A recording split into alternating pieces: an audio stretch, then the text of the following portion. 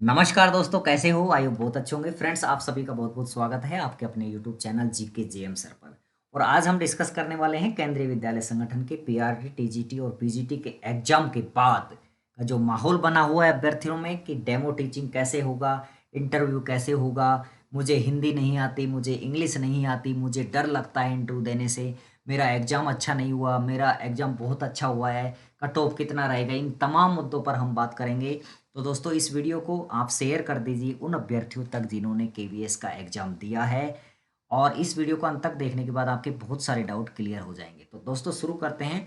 Paper के बाद अब क्या करना है, टू द पॉइंट बात करेंगे। अब आप सभी ने पेपर दे दिया है, आपने पीआरटी का, जो पीआरटी में अपेयर हुए हैं, इसके अलावा जो टीजीटी में अपेयर है उन्होंने टीजीटी का, और कुछ अभ्यर्थी जो है पीजीटी में शामिल हुए, यानी कि तीन ही पोस्टों में आप लोगों ने पेपर दे दिया है। अब सबसे बड़ा सवाल होता है दोस्तों, दो टाइप के लोग हैं यहाँ पे। कुछ बच्चे बोल रहे हैं कि हमारा पेपर बहुत ही शानदार हुआ है, बहुत अच्छा हुआ है, हमारा स्कोर बहुत बेहतर रहने वाला है, हम सिलेक्शन ले जाएंगे। कुछ अभ्यर्थी ऐसे हैं कि यार हमारा पेपर बहुत अच्छा नहीं हुआ है, यानी कि पेपर अच्छा नहीं हुआ है। अब क्या करें, पेपर अच्छा नहीं हुआ है। तो दोस्तों, सबसे पहले तो इस डाउट को मैं क्लियर कर देता हूँ। पेपर अच्छा किसका हुआ है, पेपर अच्छा किसका नहीं हुआ है, इसके बारे में अभी तक ये सारी बातें क्या हैं, निराधार हैं। क्योंकि जब तक फाइनल आंसर की नहीं आ जाती तब तक आप ऐसा डिसाइड नहीं कर पाते हैं। ठीक है ना? क्योंकि जब पेपर होता है तो लोग बहुत ज़्यादा कट ऑफ बताते हैं। कट ऑफ के बारे में हम बाद में बात करेंगे, लेकिन सबसे पहले तो आप ये भ्रांति निकाल दीजिए कि पेपर मेरा अच्छा हुआ है नहीं हुआ। तो अब जो भी बच्चे अपियर हुए ना एग्जाम में, वो सारे पॉजिटिव हो जाइए आप। ठीक है? जो भी एग्जाम में बैठ गया है उन सभी बच्चों को एक काम करना है। क्या करना है? अभी आप सभी का पेपर अच्छा हुआ है और आपको आगे की राह जो मैं बता रहा हूँ उस पर फोकस करना चाहिए। यानी कि अभी जब तक रिजल्ट नहीं आ जाता, जब तक आपको इंटरव्यू के लिए कट ऑफ नहीं आ जाता, तब तक आप सभी इक्वल हैं। ठीक है ना? यानी कि कोई भी फेल पास नहीं है, सभी पास हैं, ऐसा सोचें आप। ठीक है ना? अब आपको क्या करना है, आगे की राह क्या होनी चाहिए आपकी, आपको क्या करना चाहिए भैया। ठीक है ना? आपने पेपर दे दिया, अब आपको रिजल्ट का इंतजार करना चाहिए। अब कुछ बच्चों में वह है कि सर डेमो टीचिंग और इंटरव्यू में हमें बहुत तगड़ा डर लग रहा है। तो दोस्तों, आप सभी को पता है इस बार जो है ना, रिटर्न जो है ना, आपका जो रिटर्न एग्जाम हुआ है, साथ में जो आपका ये इंटरव्यू जो होने वाला है ना, और प्लस में आपका जो डेमो होगा, इंटरव्यू प्लस डेमो है ना। तो रिटर्न का जो है ना आपका 70% रेशो होने वाला है, प्लस इंटरव्यू का जो है, इंटरव्यू प्लस डेमो यहाँ पे आपका 30% होने वाला है। तो इंटरव्यू प्लस डेमो यानी कि यहाँ पर भी आपका डिवाइडेशन हो जाएगा, यानी कि आधा आधा यहाँ पे जुड़ेगा, 15-15। ठीक है? ये चीज़ तो आपको पता ही है। तो दोस्तों, सबसे बड़ा सवाल जो आज के बच्चों का उठ रहा है, इसमें दो प्रकार के लोग हैं, क्योंकि हमारा हिंदुस्तान बहुत बड़ा है। कुछ लोगों को इंग्लिश के अंदर समस्या है। इसके अंदर समस्या है, इंग्लिश को लेकर बड़ी समस्या है। लेकिन आपको ध्यान रखना चाहिए, कुछ अभ्यर्थियों को यहाँ पे हिंदी में भी समस्या का सामना करना पड़ता है। तो आप डरे नहीं, इस चीज़ से कोई फ़र्क नहीं पड़ता। जितना मुझे अनुभव है, आपको हिंदी आती है कि नहीं आती है, इंग्लिश आती है कि नहीं आती, लेकिन आपको ये तो ज़रूर है, एक लैंग्वेज तो इनमें से पक्का आती है 100%। ठीक है? तो डेमो टीचिंग और इंटरव्यू जो होने वाला है, आप जिस लैंग्वेज में कंफर्ट है ना, उसी लैंग्वेज में आपको यहाँ पे जवाब देना है। बाकी रिजल्ट आने के बाद, जैसे ही आपका इंटरव्यू कॉल होने के जो कट ऑफ आएगी, उसके बाद हम इस पर एक अलग से शानदार वीडियो बनाएंगे, किस प्रकार से आपको इंटरव्यू देना है, डेमो टीचिंग में आपको क्या करना है। लेकिन जब तक ये जो समय है ना आपका, अब से लेकर के और रिजल्ट आने तक का, उसमें हमें क्या करना है वो मैं आपको बता रहा हूँ। तो दोस्तों, आप इस बात को लेकर फिक्र मत करो कि सर मुझे तो इंग्लिश नहीं आती है, मैं कैसे इंटरव्यू दूंगा। और कुछ अभ्यर्थी को ये भी नहीं सोचना चाहिए कि सर मुझे हिंदी नहीं आती है, मैं इंटरव्यू कैसे दूंगा। तो आपको पता है केवीएस बाइलिंगुअल है। और इतना आप जब टीचर की तैयारी कर रहे हैं तो कुछ आपको इंग्लिश भी आती है, जो हिंदी क्षेत्र है वहाँ के लोगों को थोड़ी थोड़ी इंग्लिश तो आती है। कुछ जो नॉन हिंदी रीजन्स हैं, हमारे जो स्टेट हैं, वहाँ पे भी उन लोगों को थोड़ी थोड़ी हिंदी आती है। तो आपको जितनी भी हिंदी इंग्लिश आती है उनको बाइलिंगुअल करके भी आप उत्तर दे सकते हैं। कोशिश यही करें कि जहाँ आप कंफर्ट है ना, वहीं आपका कॉन्फिडेंस होगा। दोस्तों, आपको जो लैंग्वेज अच्छी आ रही है ना, वहीं पर आपका क्या दिखेगा, कॉन्फिडेंस लेवल दिखेगा। तो आपको जो लैंग्वेज नहीं आ रही है, अगर उसको बोलने का प्रयास करेंगे तो आपका कॉन्फिडेंस लूज रहेगा, बोलने से पहले ही आप घबरा जाओगे और आपका सारा गड़बड़ हो जाएगा। इन पर डिटेल बात हम बाद में करेंगे। लेकिन अभी आपको क्या करना चाहिए भैया? दोस्तों, मैं आपको सबसे बड़ी बात बताने वाला हूँ क्या करना चाहिए। इसके लिए आप क्या कर सकते हैं, सबसे पहले हम पीआरटी को लेकर डिस्कस कर लेते हैं। पीआरटी वाले क्या कर सकते हैं, क्योंकि आपको सभी सब्जेक्ट पढ़ाने हैं। ठीक है ना? आपको हिंदी, इंग्लिश, ईवीएस और मैथ सारे पढ़ाने हैं। तो आप क्या कर सकते हैं भैया, हर एक सब्जेक्ट के दो दो टॉपिक सेलेक्ट कर सकते हैं। ठीक है ना? एक एक दो दो टॉपिक सेलेक्ट करके उन पर आपको थोड़ा सा फोकस कर लेना है। जैसे हिंदी में आपने 2-3 पोयम याद कर लिया, क्योंकि वहाँ पर जब आप डेमो देखो ना, अगर आपको पोयम याद है तो आपका प्रेजेंटेशन विद कॉन्फिडेंस रहेगा, तो वहाँ पे उनको आप प्रभावित कर सकते हैं। लेकिन अगर आपको लेसन ही याद नहीं है तो फिर आपको प्रॉब्लम हो जाएगी। कई बार वो क्या करेंगे दोस्तों, आपको देखो सीधा वो बोल देंगे कि आप अपनी चॉइस से कोई भी एक लेसन पढ़ा दीजिए ईवीएस का, ऐसे भी बोल सकते हैं ना। या फिर वो क्या कर सकते हैं, आपको जो थीम है ना हमारी ईवीएस की, इनको टॉपिक तैयार कर लिए। जैसे आपको बोला कि भैया पॉल्यूशन पर आपको डेमो देना है, तो अब आप पॉल्यूशन के बारे में देखो, हिंदी रीजन के हैं तो भी आप पॉल्यूशन के बारे में थोड़ा इंग्लिश के अंदर करके वहाँ पे प्रेजेंट कर सकते हैं। लेकिन अगर आप प्री प्लानिंग करके जाएंगे ना, पहले से आप पॉल्यूशन का तैयार कर लिया, तो आपको वहाँ पे डेमो देने में कोई दिक्कत नहीं आएगी। तो कहने का मतलब है पीआरटी वाले एक एक टॉपिक अपना मनपसंद तैयार कर लें जिस पे आपको डेमो देना है, तब तक की कट ऑफ नहीं आ जाती। उसके बाद हम और अच्छे से बात करेंगे। जब तक आपको यही काम करना है, एक तो हिंदी की जो पोएम्स हैं, इंग्लिश की जो पोएम्स हैं, उनको एक एक दो दो लर्न कर लीजिए, देख लीजिएगा, स्टोरीज देख लीजिएगा। और मैथ्स के अंदर जो एक दो जैसे फ्रैक्शन पढ़ाना है तो उसको आपको वीडियो मतलब एक डेमो देकर का प्रैक्टिस कर लीजिए अपने स्तर पर। बाकी आपको टिप्स हम दे देंगे, लेकिन क्योंकि नॉलेज तो आपको अर्जित करना पड़ेगा, विदाउट नॉलेज तो आप कैसे प्रेजेंट करेंगे वहाँ पे। अब बात करेंगे टीजीटी के बारे में। टीजीटी वाले इंटरव्यू और डेमो में क्या करेंगे दोस्तों, टीजीटी वाले क्या कर सकते हैं, जो भी सब्जेक्ट से हैं, आप सपोज करो हिंदी से हैं तो आप हिंदी की कोई भी एक कहानी या एक कविता का डेमो तैयार कर लीजिए अपने स्तर पर। संस्कृत के हैं तो संस्कृत में, इंग्लिश के हैं तो इंग्लिश में, मैथ्स के हैं तो मैथ्स के कोई दो टॉपिक तैयार कर लीजिए। अगर आप एसएसटी हैं तो आप सामाजिक विषय के दोनों कोई भी एक दो टॉपिक तैयार करके यहाँ पे जा सकते हैं। इसी प्रकार से पीजीटी वाले, यानी कि अपने मनपसंद के, क्योंकि कई बार वो चॉइस दे देंगे आपको कि आप ऐसे करो, अपने कोई भी टॉपिक लेकर के आप पढ़ा लो वहाँ पे, ठीक है ना। क्योंकि थीम देना तो उनके लिए भी मुश्किल होगा, थीम आपको देंगे नहीं। ज़्यादातर चांस में डेमो में यही होगा कि आप अपनी चॉइस का कोई भी डेमो यहाँ पे प्रेजेंट कर दीजिएगा, ठीक है ना। अब डेमो कैसे देना है, टीचिंग में आपको क्या क्या चीज़ों को इंक्लूड करना है, वो सारी बातें मैं आपको बाद में बताऊंगा, क्योंकि अभी तो वीडियो लंबा हो जाएगा नहीं तो आप जब तक क्या करेंगे, अपने मनपसंद के टॉपिक पर मेहनत करेंगे और उसको प्रेजेंट करने की कोशिश करेंगे अपने स्तर पर, अपने आप को। फिर हम बताएंगे आपको क्या क्या सुधार करना है, वो सारी चीज़ें बता देंगे। चलो भैया, इंटरव्यू में अभ्यर्थियों को क्या डर है। इंटरव्यू में अभ्यर्थियों को कई प्रकार का डर है कि सर हमने पहले कभी इंटरव्यू फेस नहीं किया, हम तो पहली बार ही इंटरव्यू दे रहे हैं, ये मेरा फर्स्ट इंटरव्यू है, ऐसे कई अभ्यर्थी हैं हमारे पास। तो दोस्तों इस बात से कोई फर्क नहीं पड़ता, पहला ही होता है अभ्यर्थियों का इंटरव्यू ज़्यादातर का, ठीक है ना। क्योंकि संगठन केवीएस ही इंटरव्यू लेता है ना, केवीएस और एनवीएस।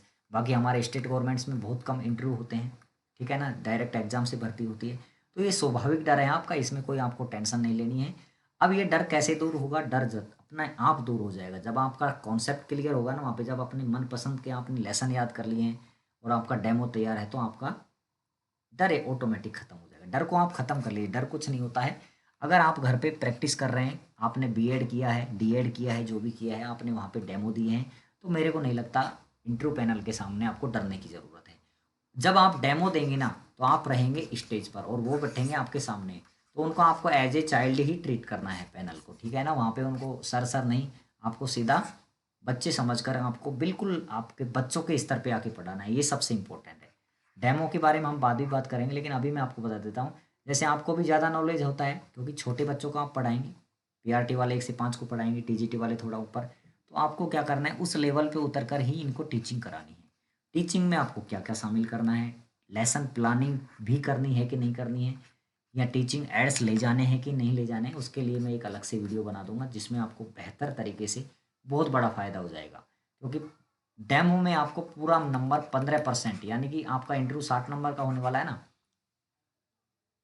तो टोटल 30% होगा, तो 60 में से 15-15% मिलाएंगे तो 30 नंबर का डेमो होगा आपका, और 30 नंबर का क्या होगा, आपका इंटरव्यू होगा। मतलब 15%, 15%, 30% हो गए और 30-30 नंबर हो गया मतलब, ठीक है ना। तो आपको ये जो चीज़ें हैं ना, इनके बारे में हम आपको बिल्कुल क्लियर कर देंगे कैसे आपको ये देना है। लेकिन आप जब तक टॉपिक तैयार करते रहिए, डरिए मत, क्योंकि सारे लोग एक जैसे होते हैं, कोई प्रॉब्लम नहीं होती है इंटरव्यू में, ठीक है ना। और वहाँ पे झूठ बोलने की कोशिश नहीं करनी है, विद ऑनेस्ट आपको देना है, ठीक है ना। ऑनेस्टली आपको देना है। थोड़ा इंग्लिश के अंदर भी पूछ सकते हैं, हिंदी को इंग्लिश ट्रांसलेट करवा सकते हैं, तो वो भी आप थोड़ा सा देख लीजिए, है ना। अब सबसे बड़ा जो सवाल जिसके लिए अभ्यर्थी इंतजार कर रहे हैं, किसका, कट ऑफ का, भैया एक्सपेक्टेड कट ऑफ क्या रहने वाली है, ये सबसे बड़ा सवाल है, ठीक है ना, एक्सपेक्टेड कट ऑफ यहाँ पे किस प्रकार से रहने वाला है इंटरव्यू के लिए।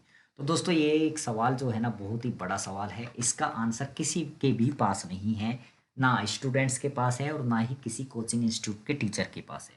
लेकिन मैं आपको एक मोटा आइडिया बता देता हूँ यहाँ पर, मैं दावा नहीं करता कि ये सही ही जाएगा, लेकिन एक एक ऐसा आइडिया जो सभी बच्चों के लिए उपयोगी होगा। यानी कि पीआरटी के पेपर को लेकर के लोगों के अंदर बड़ा भ्रम है कि बहुत इजी पेपर आया है ना। कुछ लोग क्या कह रहे हैं, बहुत इजी आ गया है पेपर, फोड़ दिया है लोगों ने, भयंकर नंबर आ रहे हैं, 150 आ रहे हैं, 140 आ रहे हैं, 130 आ रहे हैं। तो दोस्तों मैं आपको बता देता हूँ, अभी आंसर के आने के बाद में सारी तस्वीरें बदल जाने वाली हैं। मैं आपको एक कॉमन आइडिया दे देता हूँ। अगर आप जनरल कैटेगरी से बिलोंग करते हैं, पीआरटी की बता रहा हूँ, अगर आप जनरल कैटेगरी से बिलोंग करते हैं और आपके लगभग 115 के आसपास नंबर बन रहे हैं, ठीक है ना, 115 के आसपास नंबर अगर आपके बन रहे हैं तो आपका इंटरव्यू कॉल हो सकता है, ठीक है ना। 115 के आसपास अगर आप हैं तो आपको इंटरव्यू की तैयारी यहाँ पे करनी चाहिए, 100% यहाँ पे आपको इंटरव्यू की तैयारी करनी चाहिए मेरे हिसाब से, ठीक है ना। 115 पे आपको इंटरव्यू की तैयारी कर लेनी चाहिए। और अगर आप कैटेगरी वाले हैं ना, यानी कि आपको रिजर्व कैटेगरी है, तो आप यहाँ पे 5-7 नंबर कम कर सकते हैं, यानी कि लगभग 105-10 नंबर अगर कैटेगरी वालों के बन रहे हैं पीआरटी के एग्ज़ाम में, तो भी आपको इंटरव्यू की तैयारी शुरू कर देनी चाहिए मेरे हिसाब से।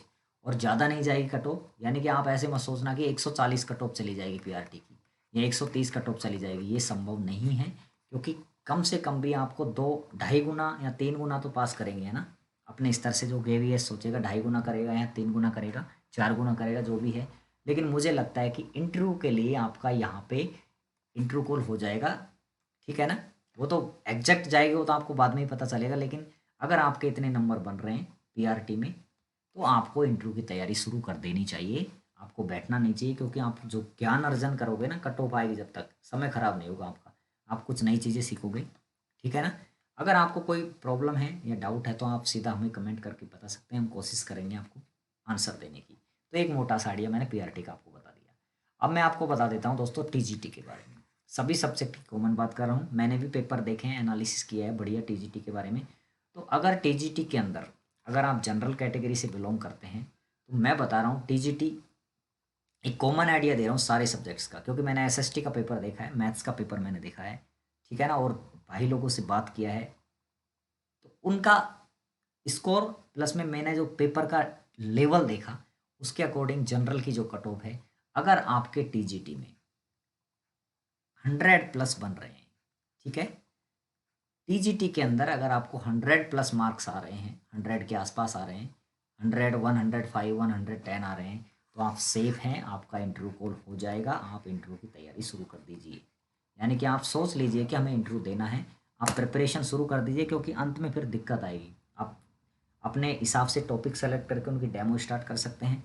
ज़्यादा टफ नहीं होता इंटरव्यू में, घबराने वाली कोई बात नहीं है।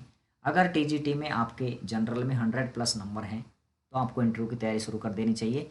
और अगर आप किसी रिजर्व कैटेगरी से, यानी कि एसटी एससी अगर आप कैटेगरी से हैं या ईडब्ल्यूएस हैं, ईडब्ल्यूएस का थोड़ा थोड़ा हो जाएगा ओबीसी से, ओबीसी जनरल ईडब्ल्यूएस का लगभग थोड़ा बहुत अंतर आएगा यहाँ पे, लेकिन एससी एसटी का यहाँ पे थोड़ा सा कम कर सकते हैं मार्क्स, लगभग 90+ अगर किसी के आ रहे हैं। टीजीटी में बता रहा हूँ मैं, अगर एससी एसटी के बंदों के 90+ नंबर बन रहे हैं आंसर के अकॉर्डिंग, तो उनको इंटरव्यू की तैयारी भैया शुरू कर देनी चाहिए, उनको बैठा नहीं रहना चाहिए।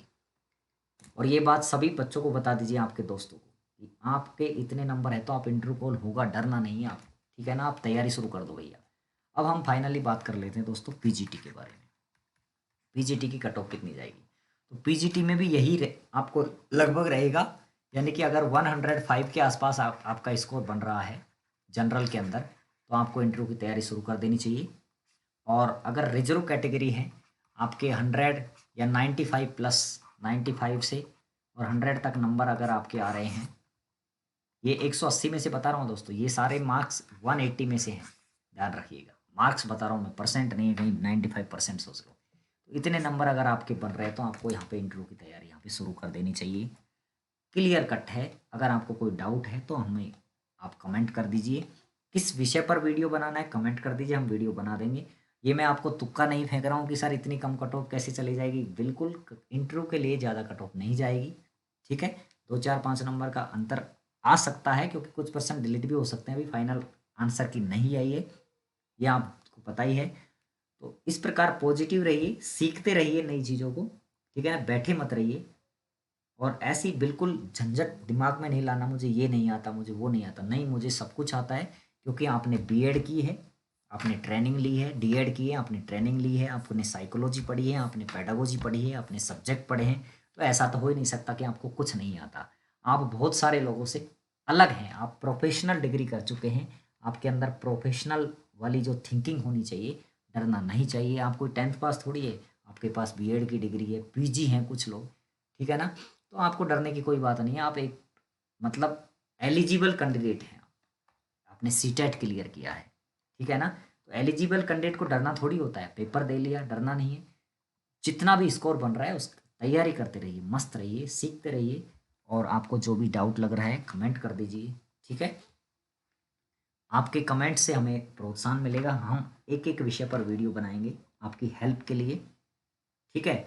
जब तक कट ऑफ नहीं आ जाता तब तक मेरे भाइयों तैयारी करो, इंटरव्यू की तैयारी करो, जानने की चीज़ें कोशिश करो, एक्सप्लोर करो चीज़ों को, किस प्रकार से लेसन प्लान करना है, किस प्रकार से वहाँ पे डेमो देना है, किस प्रकार से मैं अपना इंट्रोडक्शन दूंगा। ज़्यादा मतलब स्ट्रेस फ्री रहना है। कॉमनली जैसे आप घर रहते हो ना, वैसे ही आपको इंटरव्यू पैनल के सामने जाना है, मतलब थोड़ा ड्रेसअप होके कॉन्फिडेंस वही रखना है। जैसे आप घर वालों से बात करते हैं, इंटरव्यू पैनल से बात करेंगे बढ़िया, अपना फुल एक्सप्रेशन देना है, डरना नहीं है वहाँ पे। मतलब एकदम चीज़ों को क्लियर करते हुए, डर जाओगे तो फिर पूरा सिस्टम खराब हो जाएगा, ठीक है? तो कोई भी डाउट आ रहा है तो कमेंट कर दीजिए दोस्तों। मिलते हैं एक अगले शानदार वीडियो में, तब तक के लिए नमस्कार, बाय बाय।